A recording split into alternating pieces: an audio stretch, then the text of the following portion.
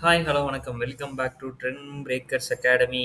So manipulation சொன்னேன். இன்னைக்கும் manipulation தான் பண்ணியிருக்காங்க. ஸோ நீ ஐடி செக்டர் நான் சொன்ன அந்த பேட்டர்ன் முடிய போகுதுங்க. ஆல்மோஸ்ட் 80% ஆயிடுச்சு அப்படின்னு. ஆனால் அடுத்த செகண்டே வந்து கிட்டத்தட்ட வந்து பார்த்தீங்கன்னா 5% செட்டிலிங், சரியான செட்டிலிங் ஐடி செக்டர் எல்லாமே இன்னைக்கு. பேங்கிங்குமே வந்து பார்த்தீங்கன்னா காலையில் ஃபுல்லாக வந்து நெகட்டிவ் 500 600 பாயிண்ட்ஸ் வரைக்கும் கீழே இறங்கி இருந்தது. ஸோ இப்போ வந்து பார்த்தீங்கன்னா 470 பாயிண்ட் பாசிட்டிவாக க்ளோஸ் பண்ணியிருக்காங்க. பேங்கிங்கை தான் அவங்க வந்து அதிகமாக மேனிப்புலேட் பண்ணுறாங்க. வேற எந்த செக்டாரையுமே மேனிப்புலேட் பண்ணல அவங்க. அவங்களால பண்ண முடியல வேற எந்த செக்டாரையுமே. பட் பேங்கிங்கை வந்து பயங்கரமாக மேனிப்புலேட் பண்ணி ஏற்றி ஏற்றி விடுறாங்க. வேற எந்த செக்டாரையுமே அவங்க பண்ண மாட்றாங்க. ஸோ இப்போதைக்கு வந்து பார்த்தீங்கன்னா டவுசன் நாஸ்டாக் நல்ல நெகட்டிவாக ட்ரேட் ஆகிட்டு இருக்கு. ஸோ நாளைக்கு வந்து ஒரு நெகட்டிவ் ஓப்பனிங் கிடைக்க சான்சஸ் இருக்கு. ஸோ அந்த 320 உடைக்கணும். உடைச்சா தான் வந்து நல்ல செல்லிங் இருக்குன்னு எதிர்பார்த்துட்டு இருந்தேன். ஸோ இன்னைக்கு கொஞ்சம் உடச்சி கீழே இறங்குச்சு. ஓகேங்களா. ஆனால் மேனிப்புலேட் பண்ணி ஏற்றிட்டாங்க. ஏன்னா உடச்சிச்சுன்னா வந்து பெரிய செல்லிங் இருக்கும். அது வந்து அவங்களுக்கே தெரியும். ஸோ அதனால தான் வந்து இந்த மாதிரி பண்ணுறாங்க.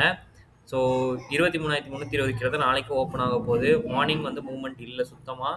ஒரு மாதிரி சைடுவேஸாக தான் இறக்குறாங்க. ஆனால் அதுக்கடுத்து பார்த்தீங்கன்னா ஒரு காமன் நேரத்துலேயே மொத்தமாக ஏற்றுறாங்க. ஓகேங்களா. நேற்று என்ன நடந்துச்சோ அதே தான் இன்றைக்கும் நடந்திருக்கு பார்த்தீங்களா. ஸோ ஆல்மோஸ்ட் வந்து உங்களுக்கு டைம் ஜோனுன்னு வந்து பார்த்தீங்கன்னா நேற்றும் அதே அந்த ஒரு 12:30 அந்த கேண்டில் தான் ஏற்றுறாங்க. இன்றைக்கும் வந்து பார்த்தீங்கன்னா அதே அந்த 12:25 கேண்டில் இன்றைக்கி ஏற்றிருக்காங்க. ஸோ ரொம்ப நாள் அந்த 5 மினிட்ஸ் டைம் டிஃப்ரென்ஸ் தான். ஸோ கரெக்டாக டைமிங்கும் நோட் பண்ணி பாருங்கள். அதோட ஃப்ளோவையும் பாருங்கள். கண்டினியூஸாக ஏற்றுறாங்க. ஸோ ப்ராப்பர் மேனிப்புலேஷன் மாதிரி தான் இருக்குது. டைமிங்கில் டிஃபரன்ஸே இல்லை. ஒரு 5 நிமிஷம் தான் முன்ன பண்ணேன். கரெக்டாக பாருங்கள். இன்றைக்கும் 12:25 அந்த கேண்டில் தான் ஏற்றிருக்காங்க 5 மினிட்ஸ் கேண்டில். ஸோ நேற்று வந்து 12:30 கேண்டில் ஏற்றிருக்காங்க. 5 மினிட்ஸ் தான் டிஃபரன்ஸ். கரெக்டுங்களா. ஸோ அதனால் ஸோ ஆப்ஷன் பையர்ஸ் கொஞ்சம் இந்த டைம் ஜோனை பார்த்துக்கோங்க. ஏதாவது ஒன்று நல்ல பெரிய மூவ்மெண்ட் கிடச்சிச்சுன்னா ஒரு ஃப்ளோக்கு வந்து கிடைக்குது. ஒரு ஃப்ளூக்கில் வந்து ஒரு பாயிண்ட் கிடைக்கும். ஒரு 15 மினிட்ஸ் மூவ்மெண்ட்டுக்கு ட்ரை பண்ணுங்கள். அதை வேணாம். ஓகேங்களா. மற்றபடி மார்க்கெட்டில் பெருசாக மூவ்மெண்ட் இல்லை. ஸோ இன்னும் வந்து ஃப்ளோ அதாவது ஓவரால் ட்ரெண்ட் வந்து பார்த்தீங்கன்னா எஃப்ஐ ஸ்டில் இன் செல்லிங் ப்ரெஷரில் தான் இருக்காங்க. பட் வந்து டிஐ தான் மேனிப்புலேட் பண்ணுறாங்க. ஓகேங்களா. ஸோ இதுதான் வந்து நிஃப்டியோட மூவ்மெண்ட்ஸு. பேங்கிங் ஸோ பேங்கிங்கும் அதே தான். ஆக்சுவலாக தான் சொன்னல பேங்கிங்கை தான் அவங்க மேனிப்புலேட் பண்ணுறாங்கன்னு தெரிஞ்சிருச்சு. ஸோ பேங்கிங்கை மட்டும் தான் வச்சு ப்ளே பண்ணுறாங்க. ஸோ பேங்கிங் வந்து அகைன் ஒரு அந்த 53,700க்கு மேலே போயிருக்கு. ஸோ நாளைக்கு அகைன் 57,700 கிட்ட தான் ஓப்பன் ஆகும்னு நினைக்கிறேன். ஸோ அந்த இடத்துல ஓப்பன் ஆகி திரும்ப பாசிட்டிவாக போகுதா இல்லை திரும்ப செல்லிங்கில் போகுதான்னு பார்ப்போம். ஏன்னா நம்ம என்னதான் நம்ம வந்து டெக்னிக்கலாக பார்த்தாலும் இந்த மேனிப்புலேஷன் அப்போ வந்து நம்மளால் ஒன்றுமே பண்ண முடியாது. ஐடி ஏற்றுனதை ஃபுல்லாக இறக்கிட்டான். 2 நாள் ஏற்றுனதை ஃபுல்லாக நீங்கள் ஒரே நாள் இறக்கிட்டான். ஓகேங்களா. இதுதான் வந்து பேட்டர்ன் டார்கெட் முடிஞ்சுனாலே அந்த அந்த ரிவர்சல் வந்து வேறு லெவலில் நடக்கும். ஸோ நெக்ஸ்ட்டு சப்போர்ட்டாக உங்களுக்கு ஆக்ட் ஆக போகிறது 28,500.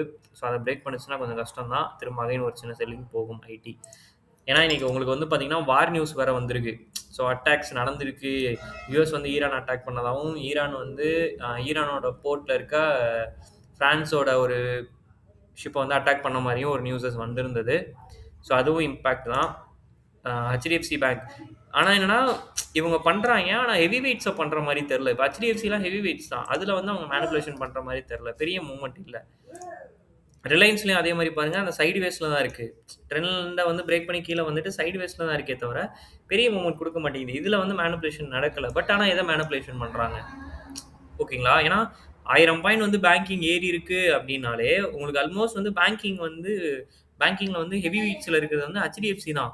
ஸோ அவன் அட்லீஸ்ட் ஒரு 20 பாயிண்டாவது ஏறி இருக்கணும். பட் அவன் வந்து பெருசாக மூவ்மெண்ட்டே கொடுக்கலையே. ஜஸ்ட் வந்து பார்த்தீங்கன்னா இன்றைக்கி ஓப்பனிங்லேருந்து மிஞ்சி போனால் ஒரு 10 பாயிண்ட் கூட அவன் மூவ்மெண்ட் கொடுக்கல ஹெச்டிஎஃப்சி பேங்க். ஸோ அவங்க வந்து ஒரு மிட் கேப் அந்த ரேஞ்சில் உள்ள ஒரு பேங்கிங் ஸ்டாக்ஸை மட்டும் தான் அவங்க மேனிப்புலேட் பண்ணுறாங்க. ஸோ அதனால் அந்த மேனிப்புலேஷனை மட்டும் அவாய்ட் பண்ணால் மார்க்கெட் இன்னும் செல்லிங் தான் ஆக போகுது. ஸோ பார்க்கலாம் என்ன பண்ணுறாங்க. நாளைக்கு அந்த மேனிப்புலேஷன் கண்டினியூ ஆகுதா அப்படின்னு சொல்லிட்டு. ஓகேங்களா.